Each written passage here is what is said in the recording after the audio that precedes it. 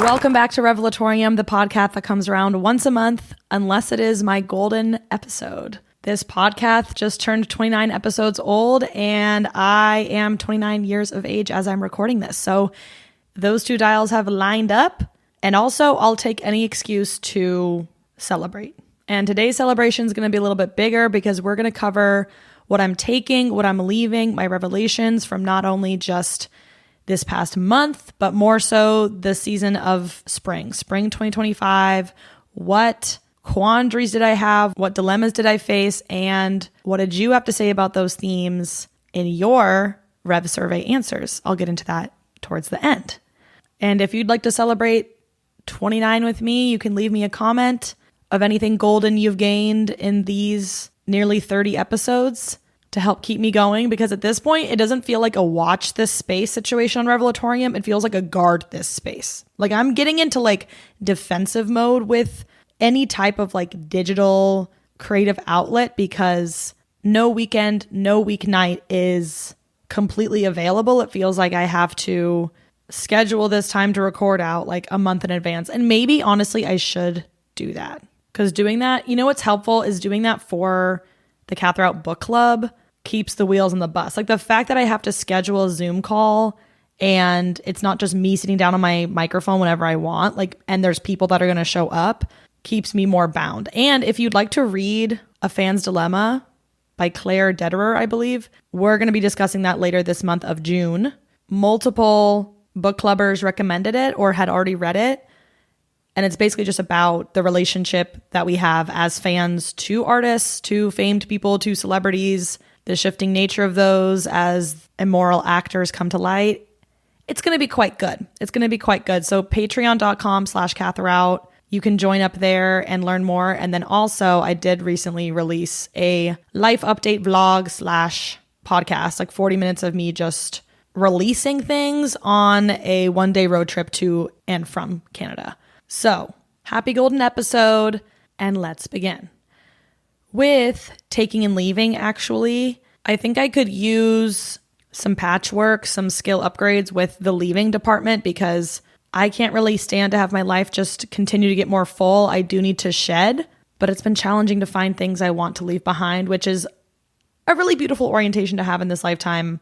However, I wonder if there's going to be like a watershed of leaving since I've been so backed up without it. On the taking end is an event I developed with a dear, beloved sweetheart of mine called Come Get Answers, because my mom came up and visited for what ended up being Mother's Day weekend, although I didn't divine it to be so. Basically, I gifted her. I've been really into gifting my parents like experiences for Christmas, just because I realize how precious that quality time is. And now that I live away, I'm like, I want to invent more reasons to come back together. And I actually just came up with an amazing weekender idea for my dad. I know that one of my gifts is planning. Like I'm very good at building an itinerary. I'm very good at personalizing that to the person's interests, especially if I've known them for all golden 29 years of my life. And so I've been trying to figure out like what experiences to give them at the end of the year that I can say next year we'll get back together. And one I gave my mom was a mindfulness retreat through this organization I attend sound baths at. Yep, I heard it too. Yep. At this point, there are no surprises on the Revelatorium podcast. It just does seem like a loosening. Like I'm not gripping on as hard. This past weekend in the park, a group of witches gave me a psychic award and an arm cuff with a triceratops on it. And I'm actually staring at it right now, so I'm putting it on my wrist for the video viewers, and maybe I'll post it on the Instagram for folks that don't want to watch me while I talk. But that retreat that I booked with her got canceled like a week and a half before we were supposed to go. So then I scrambled and booked us, because she already had her flights up to Seattle for it. So I scrambled and last minute booked us a trip to Victoria, Canada, which is the second of 3 times I will have gone to Victoria in 9 months. It is so charmed there. I have such a crush on her, in the same way that I had a crush on Seattle, which like does worry me, because I'm like, I have my Venus in Aries and I like to pursue, and maybe we'll just be in a long distance relationship. Maybe I'll just have these little flings. Maybe we'll leave it there, because I don't think I will be able to immigrate to Canada. And also what I've built in Seattle is too good to leave now. Y'all mind if I get what I want through determination and hard work?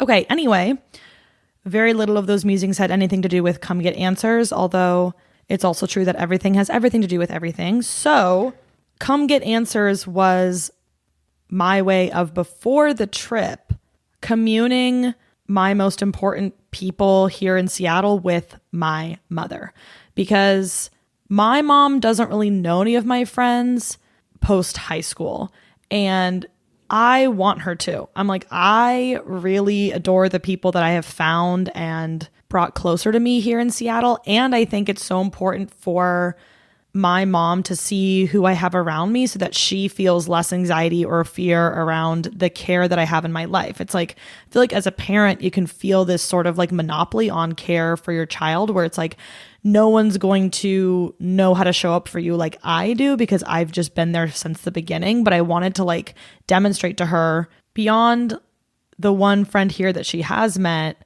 that she can trust that I'm in good hands. And it served the dual purpose of like, I want my friends here to know not just my parents, my sister, my family, but like the important people in my life. Like I really do want to proliferate companionship, period. It's so nice to know your mission, values, and purpose on this life. And like, I feel like I've only just seen the dividends from doing that, and I want to continue to do that. And especially when, being real here, the clock is ticking and like there is not infinite time to get these people together, especially your parents that have, you know, some years on your friends probably. It's like, I want people to have known my mom, you know? I want people that I care about to have memories with her, because that'll make me feel less lonely in my grief when that time comes. And if you've gone through a major episode of grief, you get it. If you haven't, God bless you.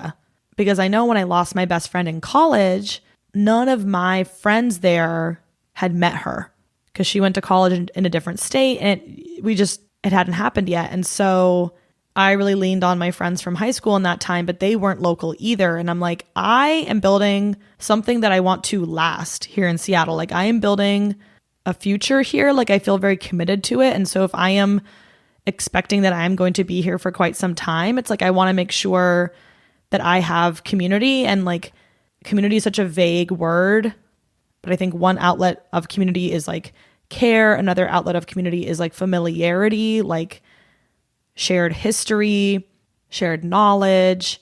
So come get answers. I sent out a Google form 2 weeks before the event and said, you're invited. Can you attend on this day? And do you have any questions for my mom about her life, her upbringing, her adulthood, parenting, lessons she's learned, whatever. I gave basically like a bio about my mom if people didn't know, and then was like, do you have any questions on life advice or wisdom from her? And then I also said, do you have any questions about me from her perspective? Because this is their opportunity. Like this is their chance. Like, and the questions that my friends submitted for her and about me were so moving and smart and interesting. I was just so impressed that, like, I think that also enabled me to see like, oh, like, are the people that I'm friends with here in Seattle that I've known for less than a year, 2, 3, 4 years, like, how much do they want to know about me? Like, how intimate do we want to get as friends? Like, because I feel like I've talked about this in past episodes, like a lot of people save meeting the family for someone they're in a couple with. It's like reserved for the couple. It's reserved for the person you're dating. But that just feels too insular for me. I'm like, I want all of these beloved people to have the opportunity to build relationships with my family. And I think maybe people don't think that their friends would want to. Like they think that their lover would because there's a certain level of like interest there or desire there that goes beyond friendship. But I want to believe that I have built friendships where there's intimacy yet to be discovered. Like I don't feel like we're going to bottom out on that. So it was really affirming to know like how much my friends were interested. And also like when everyone came over, my mom and I, it's also so beautiful to host something kind of with my mom. Like I planned it for her, but then I, bought like ingredients for appetizers and stuff with her. And then she was helping me assemble, and a friend that came over early was also helping. And it was like, such a firm reminder of like where I picked up my hosting skills from. Like my mom has showed me and modeled for me a way to host parties and host gatherings. And that's why I also love attending other people's gatherings and parties so I can gain inspiration from like their point of view. But it was really sweet to like, after so many years of me in Seattle, like doing things her way, doing it her way with her. Like that just felt really nice. And then when people came over, I do have this huge stack.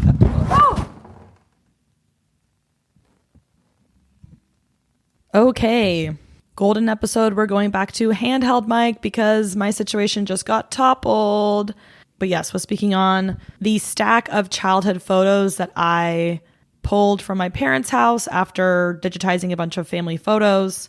And I want to get a photo book like I had when I was a kid and would take photos that you'd have to get printed off at CVS or Long's Drugs, as it were, which is it's like basically just a binder with transparent sleeves and then you just stuff a bunch of photos in there. But it actually worked out well that I didn't get that in time for the party because then my friends were able to pass the photos around and it felt like a really wonderful little rotation. And just seeing how into it they all were was, again, very validating to know which photos people were interested in, which photos people were curious about. And then it also allowed for a very natural touch point when people arrived and met my mom and had that moment to like, oh, use that as a prompt as like, oh, what was happening in this photo with Catherine? Or like, what were you doing here? Like, who is this? And also since like there's a lot of overlap between the people that were invited, but also people there that don't know each other, that gave them the opportunity to like have more connectivity too. And then I also brought out my childhood memory box. It's like this princess chest, and I have like my wallet from like Disneyland when I collected smashed pennies, and I have like all these little finger puppets, and I have this like little science thing that I built, and I have like random fossils that I had like dug up at a museum, like just things that really mattered to me in my youth. So I kind of went through them and just like exposed those to people. And it's like, I really do want to be known. It feels so good to me when people know me.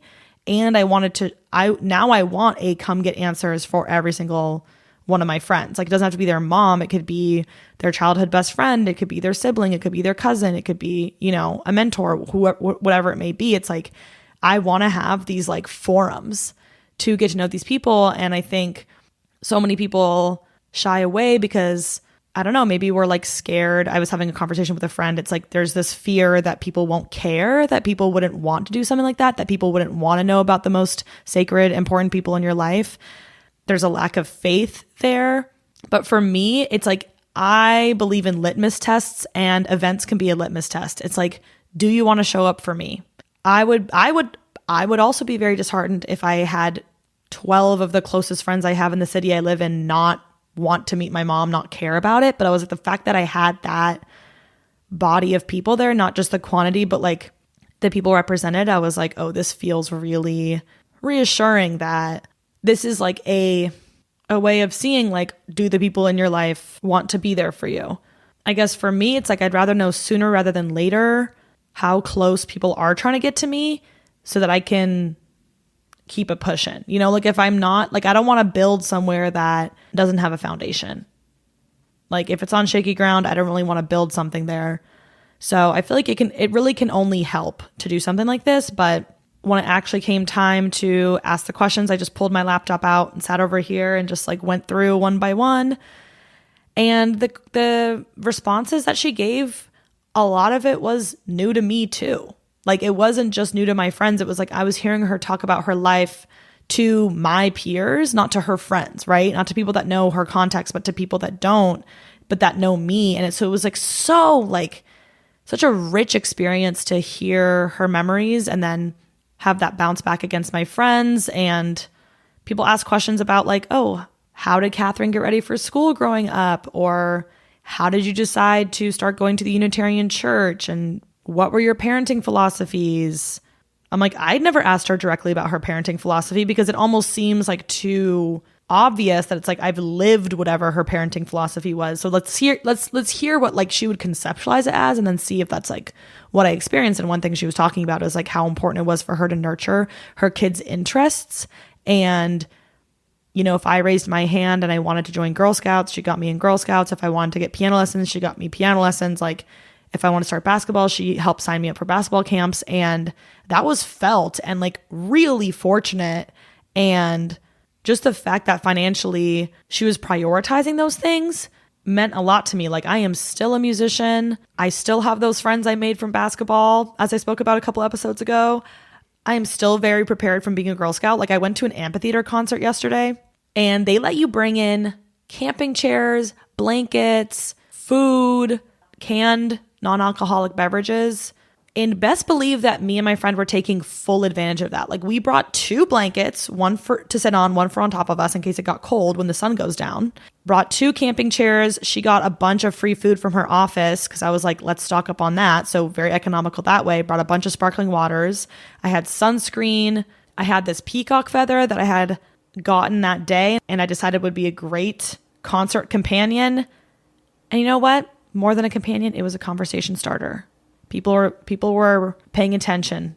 And it was also just like really fun to stim out with, like waving peacock feather around in the air. Like, sometimes the song is not like evocative enough that you want to get up and dance, but you do want to make a little motion, especially at an amphitheater. It's like you can go down to the pit, and I did at times, but it's like you have the opportunity to sit down and enjoy your food. And so it's like, what are you going to do during that? Well, still express myself via peacock feather, of course. But yeah, we were looking around, and so many people like didn't bring, like you end up getting suckered. If you don't bring the chairs, you have to rent them for a premium from the place. If you don't pack food, you're going to have to buy it at a premium from that place. Like, I just don't like the feeling of getting taken advantage of. I'm like, the concert tickets were already expensive enough, and we did have to pay for parking. And I was like, Girl Scouts gave me, I was like we were looking at each other like feeling a little out of place because we were like looking like we were about to start a backpacking trip, and everyone else was just like walking in their little mini skirts and halter tops. But I was also like, I remember what it was like to be 16. Anyway, I still feel like at 16, I probably would have been in the position I am now. Like, Girl Scouts made me prepared. Anyway, so like her parenting philosophy like did really land, and someone there, thank God, had the foresight to record. So I have a lot of her answers recorded. And that entire weekend after, when we went to Victoria, which amazing place to take your mom, by the way, if she loves walking through gardens and doing high tea and going to museums and witnessing architecture and going to castles and walking along the beach, whatnot. Anyway, that whole weekend, like, she was just checking in on my friends. Like, who was that person's name again? That person did that. That person did that. Just like really taking interest in my friends and in my life here in Seattle in a way I'd never seen before. And sometimes it feels like people don't care unless they ask. But I kind of took like the inverse approach with this, where I was like, let me make her take interest by showing her I have something for her to be interested in. I was like, I know that I have great people around me, and I want you to know that. And by the end of the weekend, she was like, I am so proud to just like see you thrive in Seattle with your community. And she had visited me so many times before, had never said anything to that effect. So I was like, come get answers. Golden opportunity not to be squandered next time you have someone visiting you. And like, I kind of like doing that with all of my friends. I'm like, I need to do basically like friendship office hours. Like, if any one of my friends comes and visits, I'm like, let me show you the life that I have here now. Because when they would visit me, when I first moved to Seattle, I didn't have like a lot of people to introduce them to. I didn't have a lot of community here. And now I can like offer that. I could speak about it forever. Pro-social podcast. I'm also going to be taking another event I've been attending, not hosting, called Conclave. One of my friends came up with it, and it's just one night a week, every week. She opens her apartment. There's little snackies, some beverages, some dim lighting, some lo-fi beats coming out the speakers, and it's basically time to get into the stew. It's time to administer your life. And this has filled a critical role in my weeks because, like I was saying, I'm feeling like I have to guard this space. I have to defend this space. And Conclave gives me the outlet that I don't have to choose my social needs versus my like life admin needs. Like tonight, this is like creative admin work I wouldn't even say this is creative admin work, but this is creative work for me. And I'm choosing this over my social needs. Like, this does not meet my social needs, but it does meet my creative needs. And that goes into another revelation I'll talk about later. But it's just an opportunity for me to be hygienic about tackling the tasks that linger on my to-do list when I'm just hanging out too much. Like when I am not spending time, because I'm just like, usually I feel like I can only get, like I would not want to be hanging out with a friend and taking care of my life admin, right? I want that to be quality time, but this is an opportunity to like, we show up, there's 30 minutes of saying hey, chatting, gabbing, and then we have an hour of focus time, and then we have like 30 minutes of a break for disquisition, which is extended conversation on a given topic. So sometimes people will share about the creative project they're working on, like the novel they're working on, the poetry they're working on, the music they're working on, the chainmail they're working on, whatever it may be. I've talked about the podcast there before, like how wonderful. And then after that, we continue working. And I feel like it's really well facilitated because those things could easily just become, yeah, we want to do that, but then people show up. Like I've had movie nights before where people come over and then we never watch the movie. So it's like, I understand you do actually have to like have some leadership in that, but it just really feels like a nice breath, like a breath in the middle of my week that I get to be in the presence of others and have that like reinforcement of like, oh, it's worth spending this time to like editing the Patreon vlog, working on some tasks for my political project, booking flights, responding to emails, whatever it may be. It's like generative, not destructive time. And every single person I've talked to about it is like, oh, I wish I had something like that. So if you're inspired, you can make it happen. I'm also taking Rent the Runway, but for your friend's wardrobe. Because recently I was at a friend's house and needed to walk home and I didn't really bring a heavy enough jacket. So she lent me this amazing like 70s bomber jacket that she has with a fur collar. It's stunning. And she didn't need it back for a little while. So I was able to like have it and style it a few different ways over the next, 4 or 5 days. And it just like integrated so well into my wardrobe and it filled such a important like hole. I was like, oh, this is a really great jacket for like stepping out at night. And I was like, okay, let's see if it goes over dresses well. Let's see if it goes over pants well. Like I just got to like have a more fluid experience with it than the usual shopping experience, which is you get to try it on in the dressing room and then you take it home. And like, yes, you could return it, but not after you wear it. Like, no, you could return after you wear it like 4 or 5 days. Depends on the garment, but it's like, especially shoes. I did that with shoes once. Like I have Nike Kill Shots. And the reason I have those is because I was going out one night and I wasn't prepared to, so I didn't have the right shoes. I was wearing like sandals and I was like, I don't want to wear sandals to the club. So my friend lent me her Kill Shots that happened to be the perfect size. And I wore them that whole night. And I was like, oh, I love these shoes. Like I need to get them.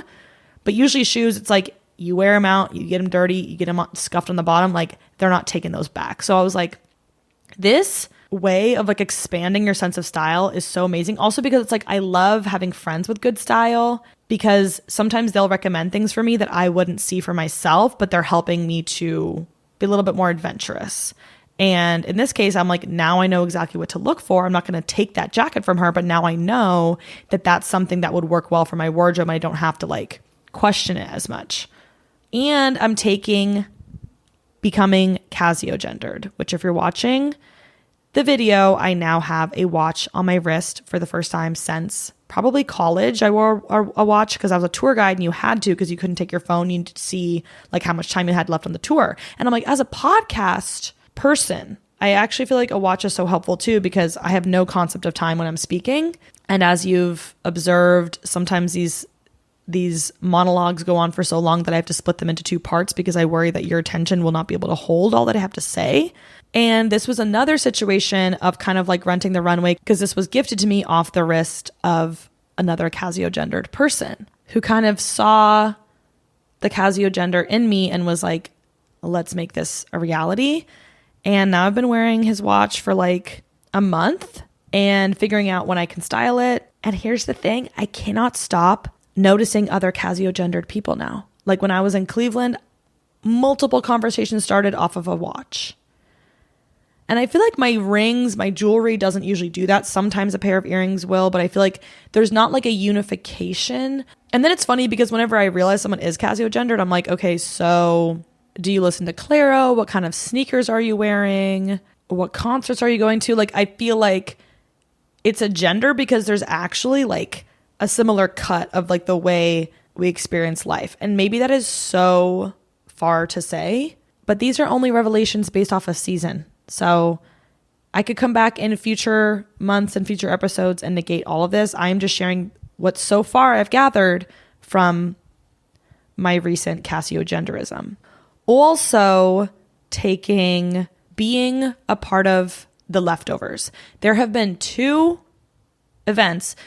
And what's also so wonderful about having this medium is like I can tell where a lot of my wisdom or like realizations, my growth in life is coming from. And like this month over and over again, it's from events. It's from gatherings. That's so enlightening to me. And 2 gatherings I went to, they were big, like 40 people, very loosey-goosey gatherings. And both times I found myself by the end of the event at the leftovers table. And what I mean by that is at both of these parties, there were friend groups there.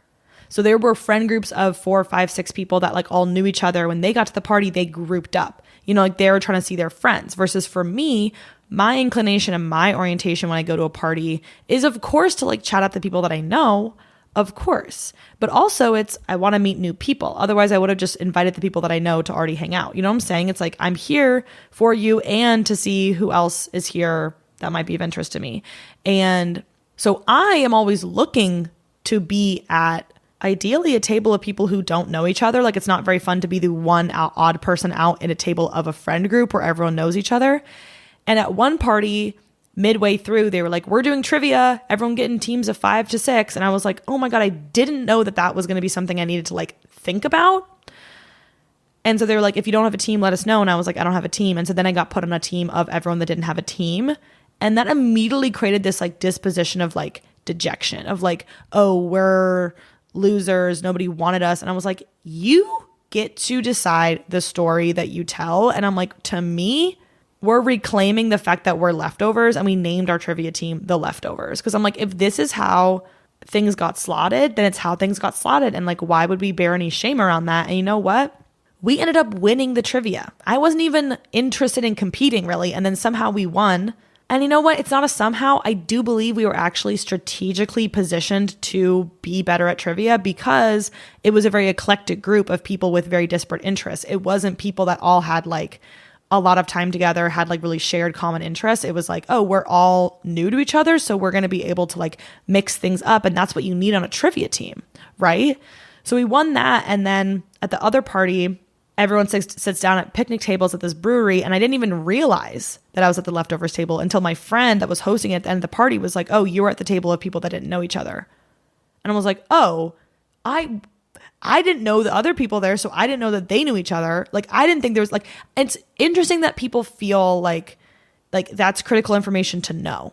Cause I'm like, I felt very confident. I was able to get some very interesting stories out of those people. So it didn't feel like I was at a hindrance and that our discussion or the entertainment value of the afternoon was like worse because we didn't know each other. I'm like, it's just so interesting how like, I feel like I'm very confident at the leftovers table, but I feel like a lot of people, when they hear that that's the situation, they feel like a little bit self-conscious. But for me, I'm like, I have always been the kid growing up that teachers would put at the table with the nonverbal kids, partially because they're trying to shut me up, but also partially because they knew like if anyone's going to be able to get them out of their shell, it's me. Like I can break the ice really well. And that's something I've recognized over this past season is like of spring is like, I can be a leader in that. Like at karaoke, there's only one person signed up the entire night. I'm down to go up and open the floodgates. And like, then people sign up after me. I'm down to be the first person to take food at the buffet because no one wants to touch it. No one wants to, like, I'm down to just like do that as like a generous offering of like, let me sublimate my ego enough to just like do this so that you all feel like you can be free. Like, that's why I brought the peacock feather. Cause I'm like, you can express yourself however you want at concerts without obviously obstructing the experience of others. But multiple people came up to me and were like, I need to know the story with the peacock feather. And I was like, oh, I literally just got it today and just came straight from there. So I brought it. Like, there was no story. It was just like, I thought this would be a fun accessory. Like you can just, it doesn't have, you know what I'm saying? It doesn't have to be ordained. Doesn't have to be, people were like asking if I bought it from the merch tent. I was like, no. Don't know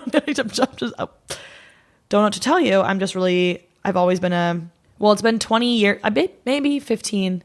Been 15 years without a peacock feather. Like I had a bunch in my room growing up because the San Francisco Zoo always had peacocks running around so you could find a bunch. Anyway, being a part of the leftovers can be so powerful. And actually the trivia leftovers, we just had a reunion. Like we literally had a reunion because we won a pickleball lesson. So we all met up back at the park and had a hysterical afternoon and got to reconnect. And I was like, oh, it's not to say that exclusion isn't real. It's just to say that like something can be born out of it if you allow it to. Like I'm always just like looking for reasons to be less hurt because I'm in my luteal phase right now and I feel like I'm looking for reasons to be hurt and I'm not loving that. Anyway, I am very open to being a part of any leftover situation going forward because I love an eclectic group of freaks and geeks. I don't like homogeneity. I already spoke about that on the podcast. So like this just feels like a natural extension of that. I'm also taking non-digital souvenirs from vacations, trips, endearing moments, because for the past, 10, 15 years, I've always been very good about taking digital souvenirs. Like I take a lot of photos, a lot of videos. I used to make reels for my trips. I used to make vlogs for my trips. Like I used to really pour into the digital recreation of that trip in some sort of form. And now that I've stopped having as much of an outlet for that because I no longer want to organize my life on Instagram, I'm like, oh, how do I capture these experiences? And like, how do I do this in a way that I'm going to be able to share about them and they're not just going to like flitter away? And actually a few years ago, I took a scar away from my Mexico City trip because I cut my foot open and had to go to the ER twice and got stitches. So I still have that memory on my foot. And people don't typically ask about it, but it does give me a prompt if people are curious that I can be like, oh, that's from when I went to Mexico City and this, and this happened.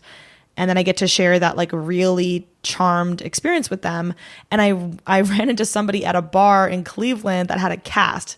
She was like in her late 20s, I would assume, and like had a cast. And I was like, dude, I never see this anymore. And she had a bunch of signatures on them and she was going through all of them. And like some of them were from like cousins, some of them were from friends. And she was just going on and on. And I was like, I actually love that I get to hear about the cast of characters in your life via your cast. Like it is literally like a look at all my friends situation. And my friendships give me so much like affirmation and like esteem that I do like to keep the memory of them close. And like my vacations and trips are always with friends. So it's like I had a snowflake making party in my apartment last year when I had those snowflakes up on my walls. I actually still do have a few here. Every time I look at them, it's obviously like subliminally, I'm looking at the creations of my friends. And like my friends made a bunch of line cut stamps and now I've been decorating cards with them. And so every time a friend gets a card from me, it's actually a card from multiple people. Nothing is ever independently created. You are always connected to so many other things going on and so many people that were part of that process.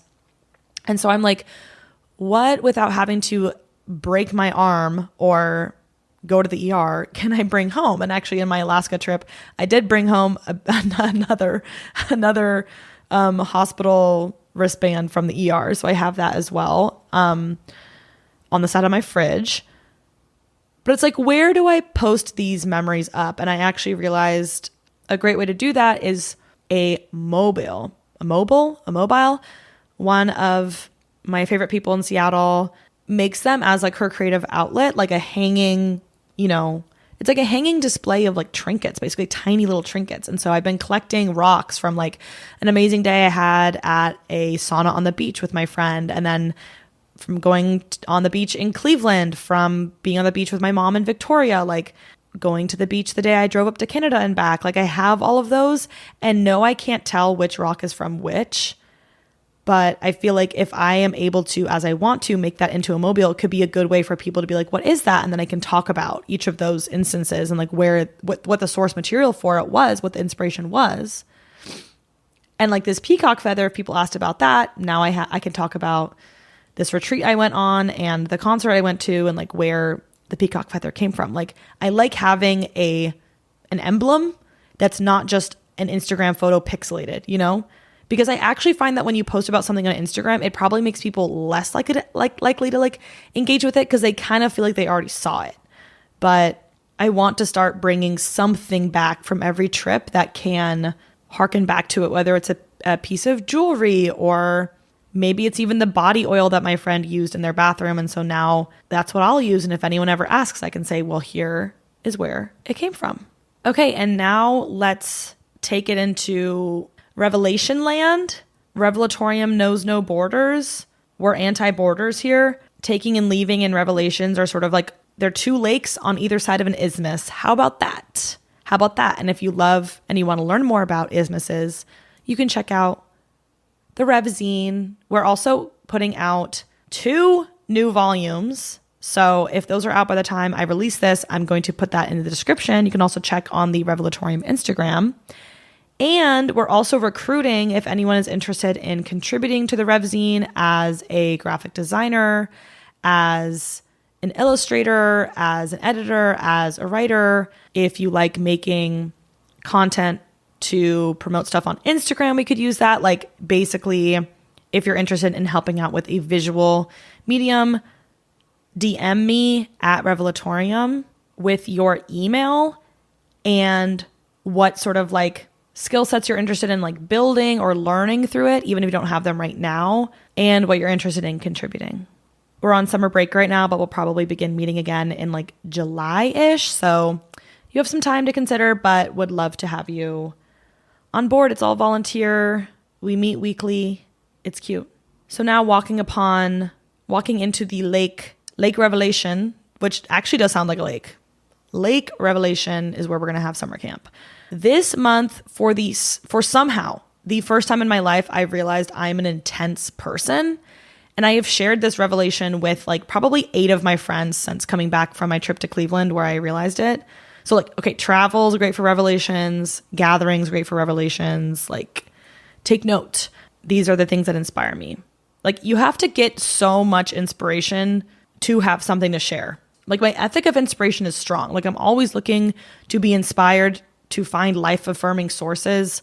And on my trip to Cleveland, I realized I'm an intense person. And the 8 friends that I've told that to, every single one has laughed in my face as if I just said something that was like so truly obvious in like a ridiculous way. But I'd never understood that like terminology for myself before. And I knew that like I'm someone who likes to be at the extremes of things. Like I love to stay up until 5 a.m. I love to maximize my life. Like I get that. But now I feel like even when I meet new people, they also pretty like instantly recognize that about me. And I don't know exactly how I'm conveying that, but having that knowledge about myself does help me to understand like kind of the underpinnings of like, oh, of course I like loud music. I'm an intense person, you know? Of course I like going on a trip for 3 weeks with my friend that I've never met in real life before. Like, of course I like that. Of course I like brief encounters. Of course I like experiencing something very fully. Like I like to make sure my senses are activated. Like I like that. I also met someone in Cleveland that reminded me that keeping your spirit up is a craft. It's an ethic. It's something to be workshopped. Like staying lifted, having faith, belief that things can work out, all of that. Like that, I feel like I'm getting deja vu. Like, I wonder if I've talked about this in one of my other non-golden episodes, but maybe it's worth repeating that sometimes I feel like people look at very spirited people as like naive or like innocent, as if nothing bad has ever happened to them. But the person that reminded me this in Cleveland has been going through some of the most terrorizing, soul-crushing stuff. And to know her and to see her still move with so much lightness, even though she's always feeling like the heaviness pulling her, you know, darker. It's not an accident. It's not just like, oh, she just built like that. It's like, no, she knows that because her secret, I feel like, was cheering on other people. She was such an encouraging person. She was so supportive. I did an open mic when I was in Cleveland, and every single person that went before me, not every single person, but a lot of people that went before me specifically single her out in the audience and were like, thank you so much for coming. You were like really making my night, because she was just really engaging and like was truly listening and wasn't just there on her phone. Like she was there to like support local indie artists and comedians, and like who the hell else is doing that? You know, she's just so enthusiastic. And enthusiasm begets enthusiasm. Like I feel like if you are generous in spirit, it comes back to you. But if you're expecting other people to lift you up, it's like, what if you started by lifting someone else up and that in turn lifted you up? Like I feel like it's a reversal of the order. I also had a really profound revelation that pretty much directly just came from this quote that I read about, to paraphrase, it basically was saying that like it was about writing a novel. It said like writing a novel is a lot like driving your car or like a road trip where you can only see until the end of your headlights when you're driving at night. Like you can only see the 50 feet, however many feet, 100, 150 feet, however many feet ahead of you can see, that's all you can see. You can't see point B when you're at point A. All you can see is your headlights, but you can make the whole trip that way. And that really struck me because I feel like so many of us are looking for, I want to see the destination before I even start walking the path. But it's like, dude, what if I told you that you actually have to have like, you got to pray to catch the bus and run as fast as you can. It's the same concept, but like rephrased in a way that I really feel like puts an emphasis on presence, mindfulness, and acceptance of the uncertainty. And I feel like so much of my stress or anxiety or worry is kind of thinking about like way down the pike, like, is this thing going to come to fruition? And I'm like wondering if I'm putting the things in place to get there. But lately I've just been recentering on like, as long as I'm enjoying the process, the outcome is going to be good. I feel like that's actually the challenging part is like finding a way to enjoy what you're up to. Cause like a lot of tasks aren't enjoyable. Washing your dishes, doing your laundry. Maybe it's enjoyable once you have those things done, but like, how can you enjoy the process of doing those things? How can you approach it with a spirit of like lightness? Like not like, I feel like I used to be a very intense person in terms of like, I took everything so seriously and I felt like all my schoolwork was like, this is so pertinent and like so related to the outcome of my entire life. Like how I perform in elementary school affects how I perform in middle school, affects how I perform in high school, affects what college I get into, affects what, like that whole like linear type of thinking. But it's like you're linking things together when all you got to focus on is just the headlights. And I feel like people really want answers of like what's going to happen. But I'm like, as long as I am safely enjoying this drive around the corner, who's to say the next drive around the next corner won't be enjoyable too? I'm also coming to understand, and this was something I alluded to earlier, and really has to do with the whole like watch this space versus guard this space. But I've been thinking a lot about like dating and like the ideal number of times people want to see their romantic partners. And I actually asked you all this, like, what is the ideal number of times per week that you would see your romantic partner? And the options I gave you were 1 to 2. And again, this is on my Rev survey that I post every time I'm going to record a new episode on my Instagram. It's in the highlights and then on my YouTube community tab. But the answers I gave you were 1 to 2, 3 to 4, 5 plus, or every second of every hour, every opportunity I can get, I want it all. So that's the set. Those are the options that you have. And a lot of people did write in under other.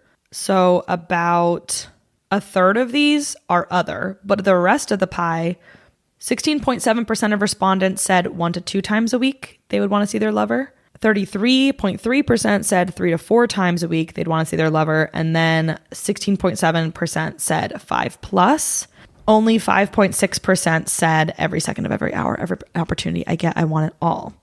And maybe I'll read more from those when we get to the other question I asked you all about whether or not your parents take interest in your life, because that one hit hard. But yeah, in many ways, it feels like in a given month of my life, I have 30 dates to give, right? And maybe on the weekend, you could give 2 dates a day.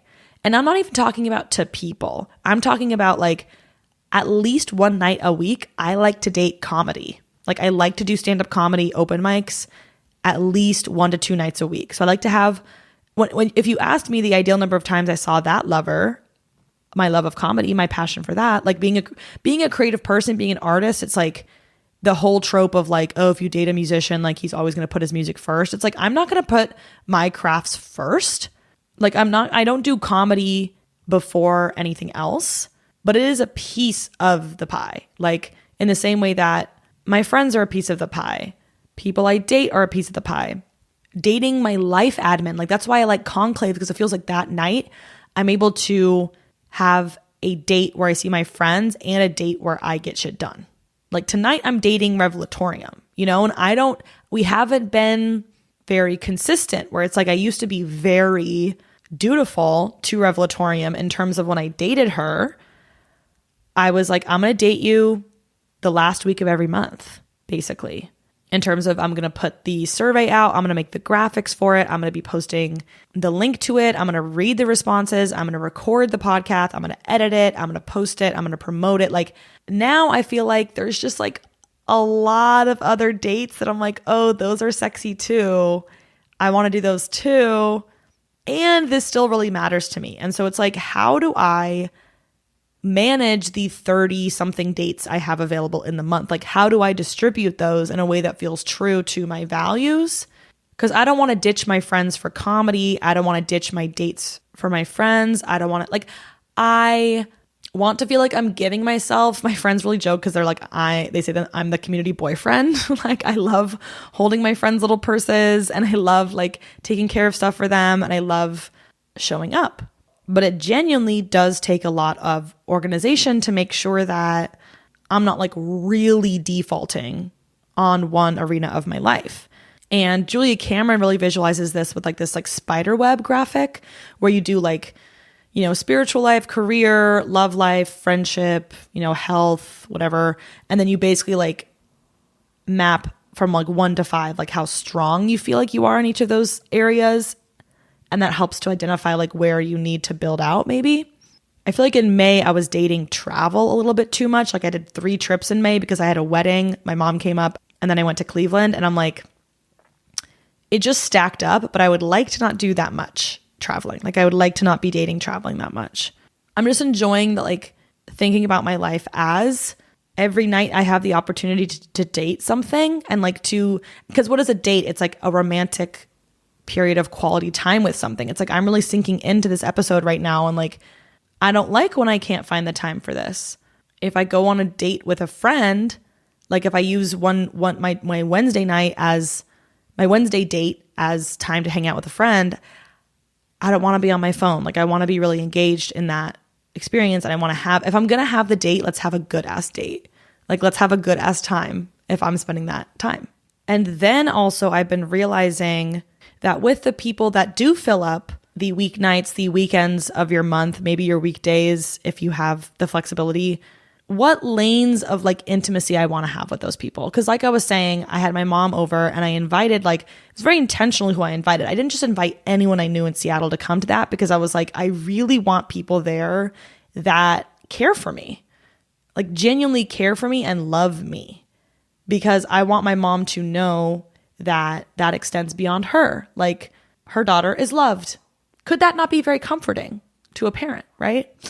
I'm trying to soothe my mom that I'm like, you don't have to worry that, no one else is looking out for me. I'm like, there's plenty of people looking out for me and they all are here tonight.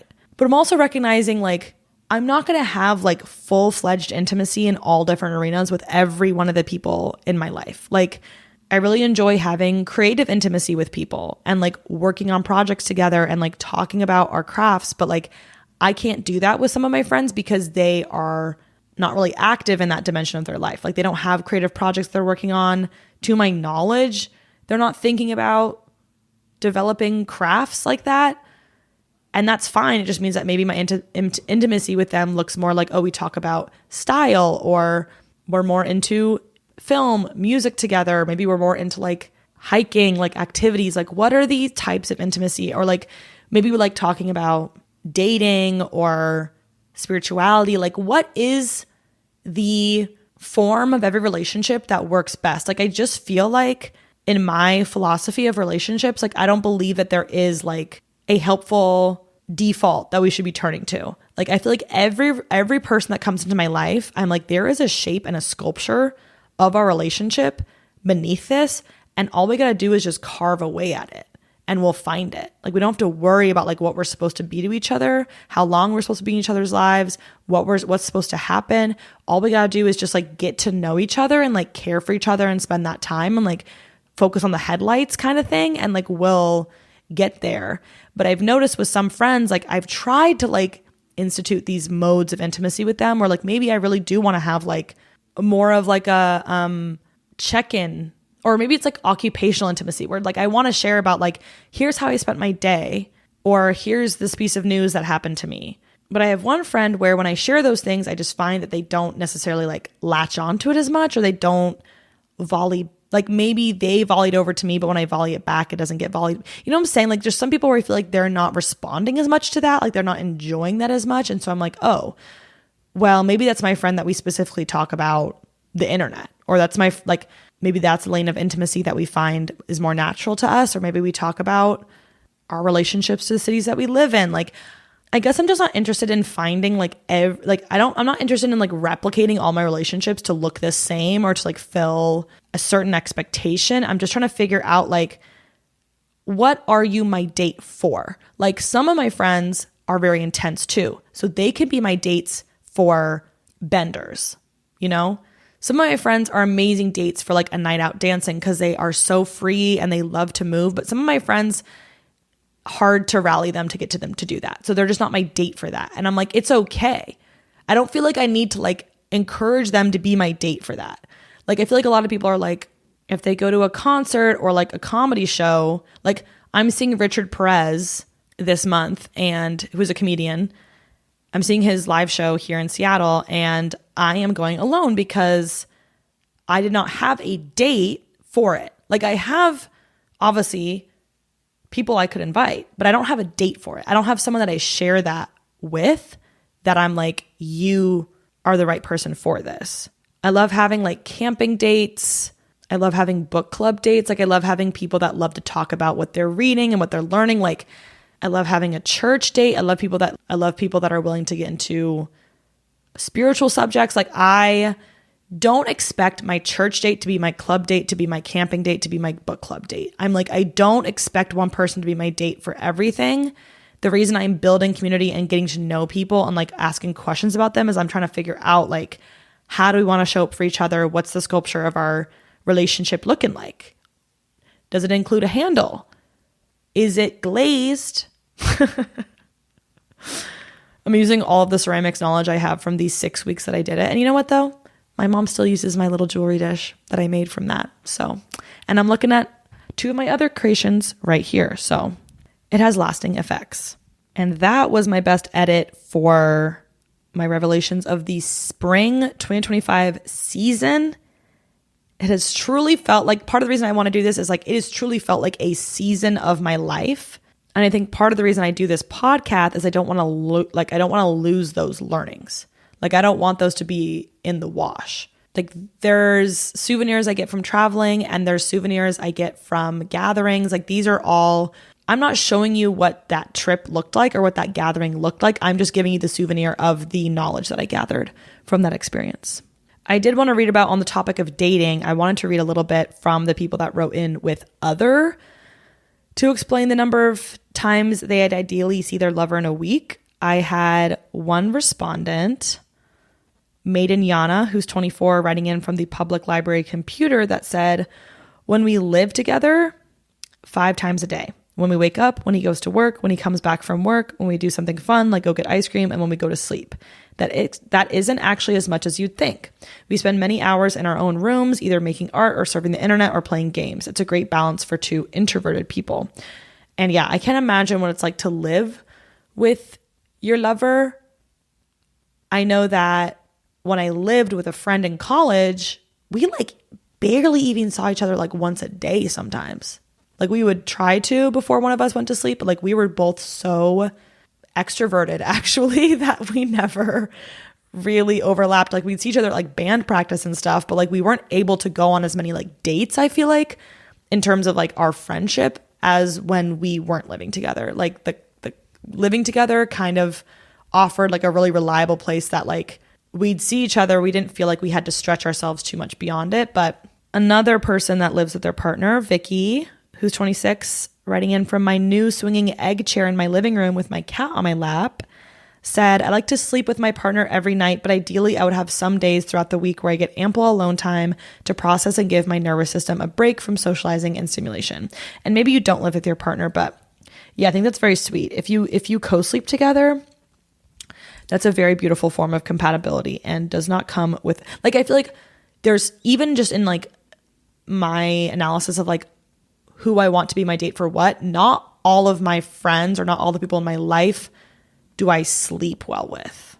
And some of my friends are more incompatible. So it's like, I guess I'm just trying to explain that there are no blanket rules for my relationships. Like I couldn't make a new friend and say, oh yeah, I don't sleep well with my friends, because it's not true. It's like some of my friends I do and some of my friends I don't. So it's like every relationship I have to say, it would be dishonest for me to say, I don't want to sleep with you because I'm not good at sleeping with friends. It's like, it just depends on the person. And it's like, I wish I could sleep well with everybody, but we all have our own sensitivities and like maybe it could be built up with time, but I don't know.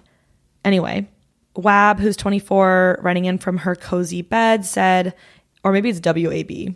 I love saying Wab though. In the beginning, I like it to be more spread out, seeing them two to four times a week, since I can get overwhelmed easily and then try to make a run for it. But once I'm settled in, like 4 months in, I can see them all the time. It's more like my nervous system calms down so I can see them more. But when it's getting started, I'm way more nervous, so it takes more out of me. So need more time to recover and feel grounded again. And that makes too much sense. It's actually really cool that you even know 4 months is kind of the benchmark for that. And I feel like that would be like, it's like, I feel like that is what makes you a good date, is like having that self-knowledge of like, oh, here's how I like to be dated. Like it's not personal. It's like, this is kind of the fashion that my nervous system needs to take. And then to the question of, do your parents take an interest in your life? What kind of interest, if so, and how do they show it? We had so many answers. Miral, who is 28, turning 29 on June 6th. Happy birthday. So this is your golden episode too. And she's writing in from my hometown of Lahore, Pakistan. And she said, my parents ask me about my work a lot, the kind of clients I'm seeing, my fitness journey, which I have complicated feelings about, my childhood friends who they consider family, etc. The conversation mostly stays a little surface level since we're not super emotionally vulnerable with each other, but they're so supportive in their own Pakistani parent ways, and the love is so real. Addie, who's 25, writing in from her childhood bedroom in Colorado, said, unfortunately, not really.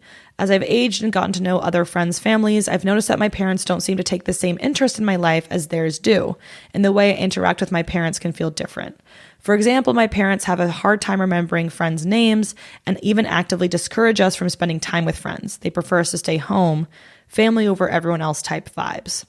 So as a kid, I tended not to bring friends home a ton. And as an adult, I tend not to tell my parents stories about things that happen with friends because they don't seem to care about that part of my life.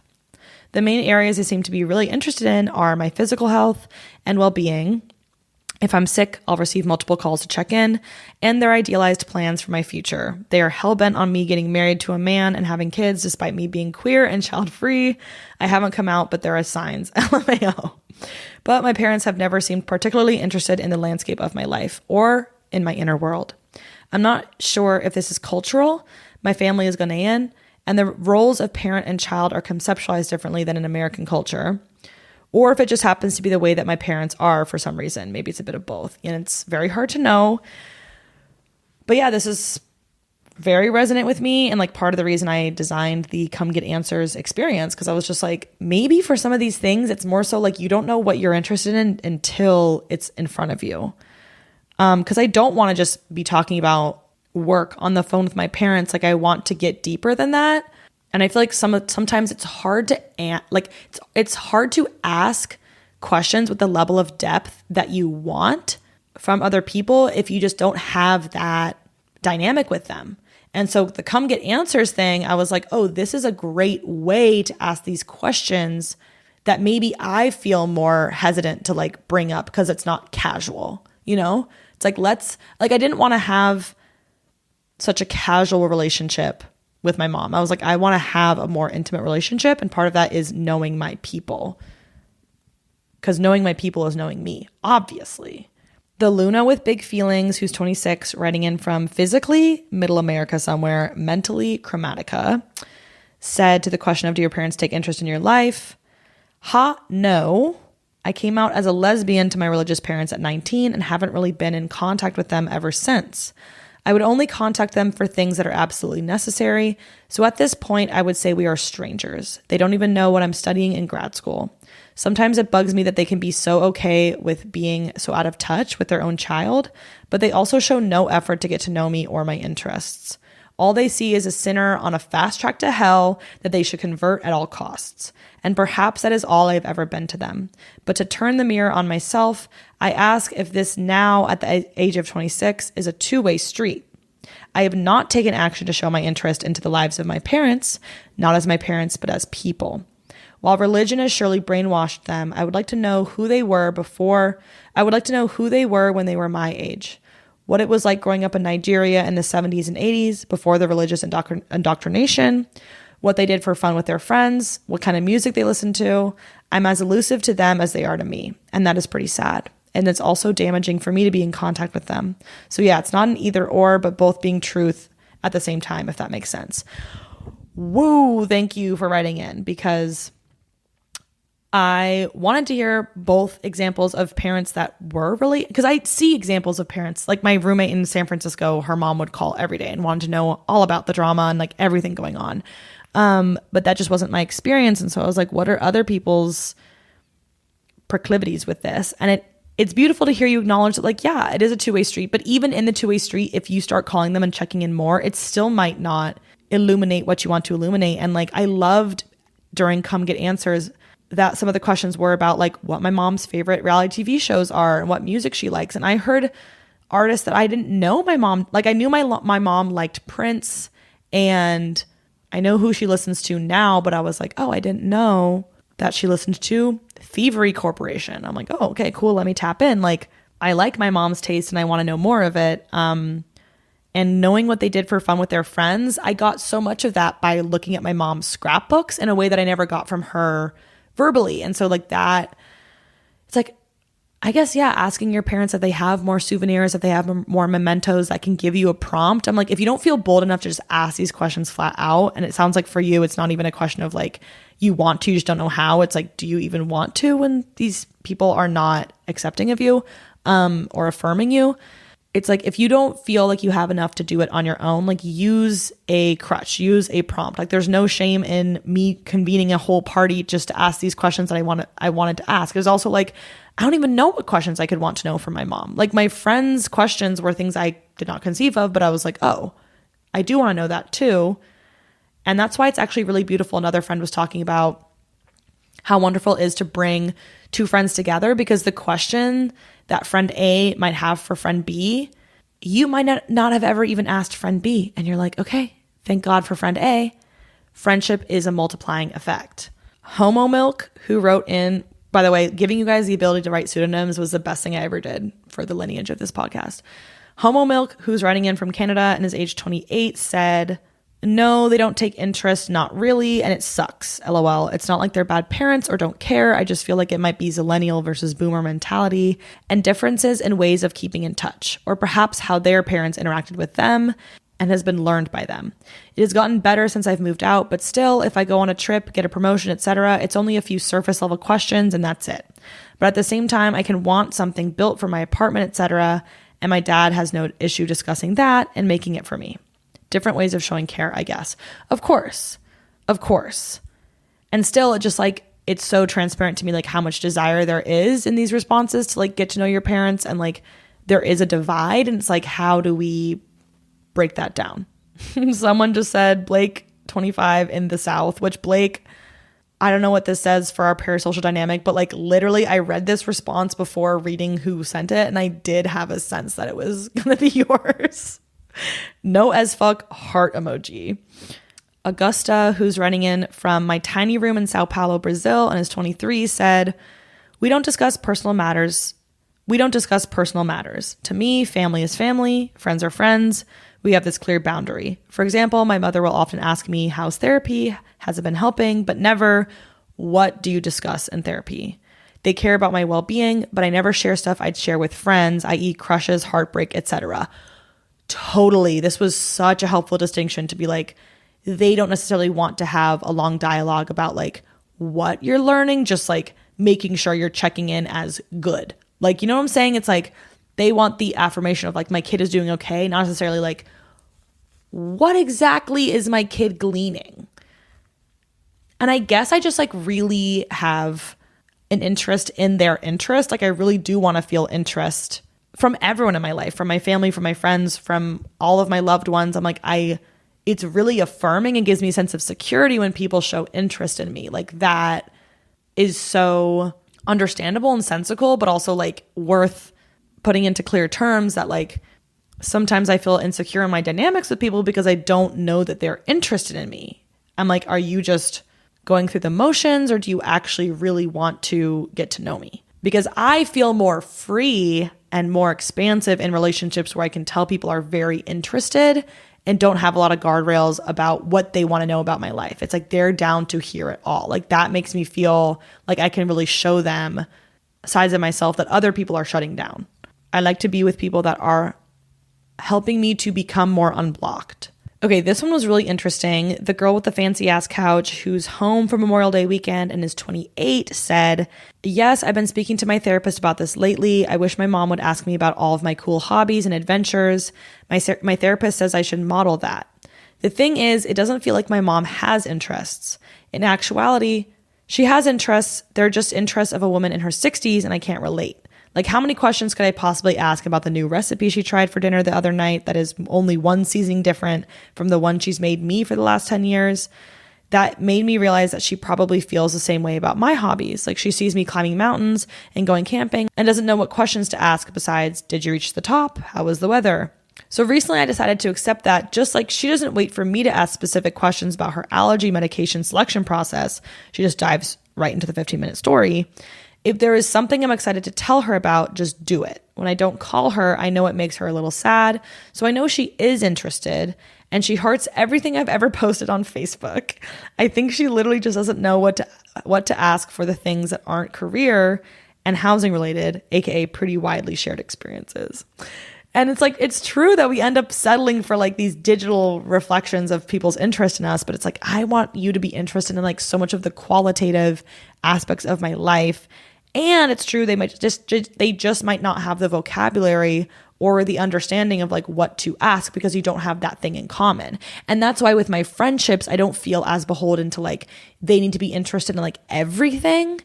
I just want to know like what they are interested in so I can stick to that. Like, oh, if this is like, we have a lot of creative synergy, or maybe we have a lot of synergy about a different hobby or a different form of being or whatever, I'm down to like, with the few dates a month that we get with each other, spend the time on those really rich, like shared things rather than like try to like find shared language with two things that are very disparate. Although like that can also be very enriching. I see both sides. Okay, C-Mac, who's 23 in Boulder, Colorado, said, my mother takes an interest in my life, but my father does not. They've been divorced for about 12 years. My father and I call maybe once a year. Every phone call feels like we're meeting for the first time. We have vastly different values and lifestyles, and we've grown very distant. My mom and I call each other at least a couple times a week. If I have exciting news to share about my work life or personal life, she's the first one I am going to tell. As I've grown older, we've grown closer and closer. She'll ask me about my friends, grad work, what meals I've been making, even how my house plants are doing. I am a performer, opera singer, and my mom has attended nearly every choir concert, opera, musical, and recital I've ever given. She doesn't have a musical background, but she embraced my love of music and encouraged me to pursue it. She even ended up joining a choir herself to better understand what I do for a living. I ended up getting a full ride scholarship / assistantship to go to grad school for vocal performance, and I do not think I could have done it without her unwavering support. Truly cherishing this response. I also have a mom, like I was saying, that was so supportive of my hobbies. And I feel like even now, like she just like loves that I'm like in a concert band again and like playing trumpet. And like, that's very natural for her to like want to engage with, even though she's not like actively a musician herself. And I think it's so loving that your mom joined a choir just to get to know that part of you better. Like that is fucking love for sure.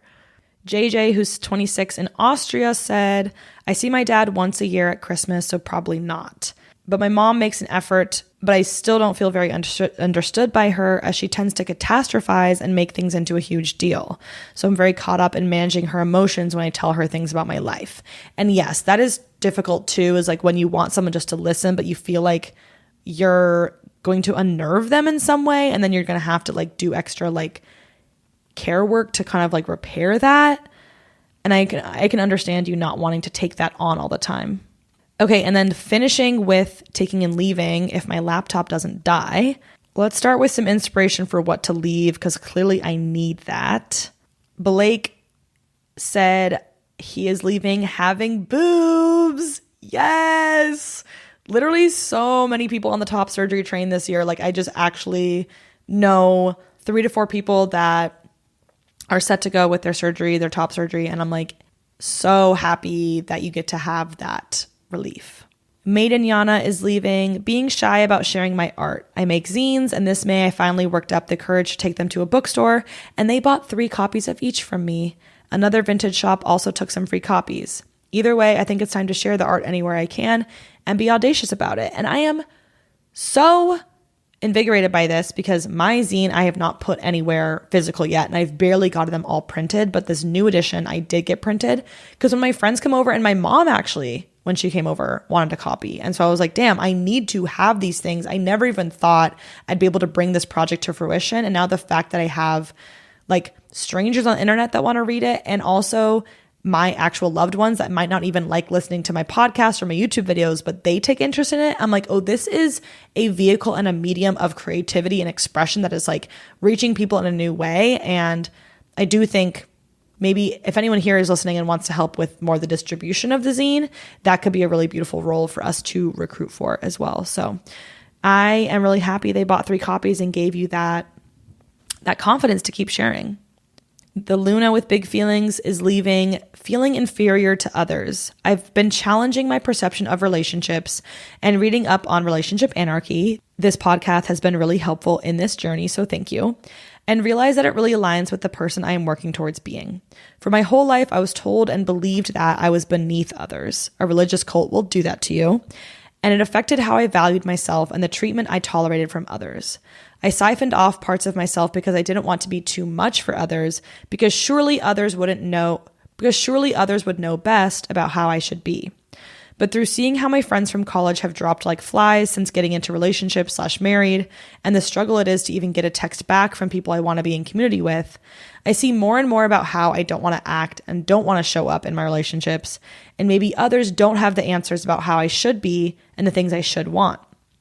All of this is inherent to me and should exist on equal playing field as the wants and desires of others.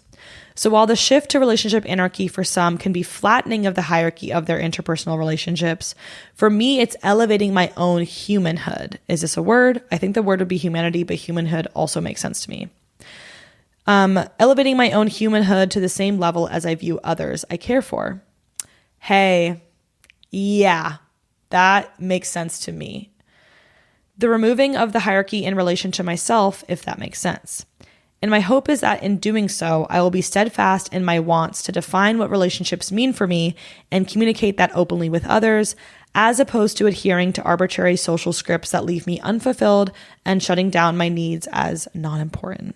And yeah, I think if you're able to disable that inferiority complex, it can help you. Like when people care for themselves really well, I find that they can care for others better too.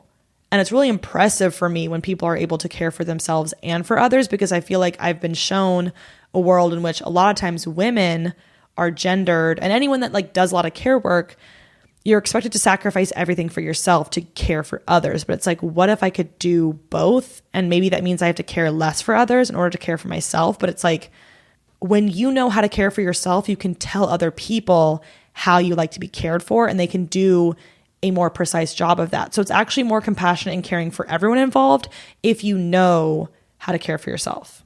Okay, and then from what we are taking into summer, what are we taking into summer? The solstice is on June 20th, and then we are turning. The girl with the fancy ass couch is eating all the wonderful ripe, fresh fruit and other produce that comes with the season. Totally, that's the best part about living seasonally, is looking forward to things because maybe you've not bought them when they were off season. Moose, who's writing in from the great city of Chicago and is 24, said, taking with me trust and healing and second chances. My ex reached out after 4 months of post-breakup no contact, saying all the right things and showing how much time they've spent on reflecting in therapy and confronting their issues, and I think it's worth a second chance. I never stopped loving them, and the minute we saw each other, it felt like this is the person I'm meant to be with. We planned to talk for a few hours over coffee and ended up spending 12 and a half hours together, talking through our relationship, breakup, and just laughing with each other like no time had passed. And I find this to be so amazing, especially as someone who I've in the past felt like, for me, reconnecting with old flames hasn't felt like generative. I still want to hold out hope that like that's not a universal truth, and that could even change for me, because I like not discarding people and making people disposable. It's like I like finding the continuing shape that we're supposed to exist in together. Someone that knows you that well, maybe it was just for a time in their life, and maybe that's okay. But like, it can be really nice to have people in our lives that knew us at these different stages really well. And for you, that means bringing them back into the dating context, which is very exciting. Maya, who's 23, writing in from the black and beautiful land of Memphis, Tennessee, said she is hoping to take with her shameless introductions, chewing on my thoughts more, but knowing when it's been too long, tinned seafood, and more chronic laughing without embarrassment of my snorting. And the real ones will love the snorting because they know that is true validation of comedy. Kata, who's 22, writing in from my grandparents' house by the sea in El Quisco, said she is hoping to take with her my new friend Noli. She's been in my circle for a few years, and I've always thought she was very cool from afar. I had a few classes with her, bonded slowly and inconsistently, some semesters not seeing each other at all. But this year we've been intentionally hanging out more, and it makes me so happy. She's so creative and special, and I enjoy her so much. When I become close with people that I've previously liked from a distance, I feel so powerful and joyous. Yes, pulling people from the orbit into your planet, a treasured experience, because it's like you're kind of getting a sense of each other, and it's like, but you have no idea what's waiting for you when you get a fuller sense of each other. And we'll end with Luna with big feelings, who is accepting her feelings. As my pseudonym suggests, I have big feelings, which was really condemned as I was growing up, so I internalized them and shamed myself for having them in the first place. Sounds like you might be a fellow intense person. But I don't know, in the last year or so through therapy, I'm seeing that I am mostly having appropriate responses to the situations I'm going through. So yeah, it's okay for me to cry when a friend flakes on our phone call because I care for them and was looking forward to connecting. It's okay that I get annoyed the second I drive into the Walmart parking lot because it's also some shit happening there. It's okay to be elated when Gaga drops a new record, and more important than all of this, it's okay to express these emotions openly and not hide them because others told me that they don't want to see it. Of course, I know I must be safe in expressing any emotion because I am still responsible for my actions. I never aim to hurt anyone and blame it on an emotion. That does not absolve me responsibility. So yes, I have big feelings, and that is okay. And this is actually convincing me, because I feel like a lot of times I'm like, oh, I just need to regulate my emotions. I need to like regulate my nervous system. I'm like coming in too hot and too bothered. But I know very well that like one of my best ways of processing my emotions is by talking through them with people and expressing them. And I can't just sing and dance my way through all of my feelings. So power to you, Luna. Power to everyone that is moving into this summer, or if you're in the Southern Hemisphere, this winter. I do not forget about you all. You are beloved. And everyone that writes into the anything else to add column, I am reading. Somebody said, who is this? James said in the anything else to add column, me and my friend have started keeping a note separately of our own taking and leaving and revelations, and we'll either call or voice note towards the end of the month to chat about them. I introduced her to this pod, and it's one of our favorite things to talk about and has led us to get closer to each other. I fucking love being a prompt for other people's intimacy. I love being a prompt for you to like use this format personally in your relationships. Like, so happy to be of service. We were all said feeling inspired by you to do a closing 20s thing on my 29th birthday, but hosting feels vulnerable and burdensome a lot of the time, so maybe a small intimate thing, maybe even alone by myself. along those lines, but my mind is running a blank. If you could lend 2 cents. You could do an altar. Been very into altars lately. So it's like everyone bring something to help you close out, you know? Maybe something that closes, like a little box, a little necklace that closes, like something that closes. That could be cute. The Luna with the big feelings said, I'm very glad I found this podcast at this point in my life. It's refreshing to see another Mercury and Aquarius individual speak about things that I chew on alone in my apartment all day and night. Your bravery in going after the things you want inspires me to be bold in expressing myself and my wants. Also, 29 is my favorite number, so it feels very fitting that this is my first submission. And oh my God, did not realize that was your first submission, because it feels like, based on your answers, you've been doing this for quite some time. So it's beautiful that 29 is golden for you as well. Maya asked if I had any summer solstice plans. Love you. Every single summer solstice, I go camping because I think immersing yourself outside for the change of the seasons helps to like connect or like helps to welcome that in so you have exposure to it. Okay, this is like, you can like log off the podcast now, but like I am just gonna like, people are wanting advice and anything else to add. And like, I never claimed to be an advice podcast, but I'm going to send you some right now because I still have some energy left. Vicky said, just found out I won't be attending one of my oldest / best friend's weddings because she chose the same date as my other oldest best friend's wedding.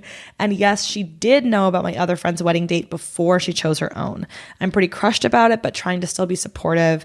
Any advice you have for navigating this situation would be so appreciated. And I feel like if she had the knowledge that you were going to be going to this other wedding on that date, she had to have accepted the fact that you might not be able to be there. And I don't think that means she doesn't care about you. I think it's hard to find dates to host things on. I have to sacrifice certain attendees anytime I host a party. And I also think there are other ways to celebrate the union of your friend and this special person in her life. Some would call it a spouse, than attending a wedding. So it's like, maybe you can have your own little wedding ceremony for her. Maybe you go on a little trip together. Maybe you do something else. If you're feeling like that is how you want to show up. If you're feeling like this was a slight and it was her like, you know, showing her cards, and maybe you don't want to do that. But I think a wedding is one way to celebrate, but not the only way. Augusta said, this May I did something I've been wanting to do for over a year and confessed my crush on my friend via a love letter sent in the mail. I've never been so proud of myself, even though I'm heartbroken. Just want to put this out there because I just want to share how happy I am that I've been able to make this choice and be honest, and do the best for me regardless of the fact that I knew it wasn't reciprocated.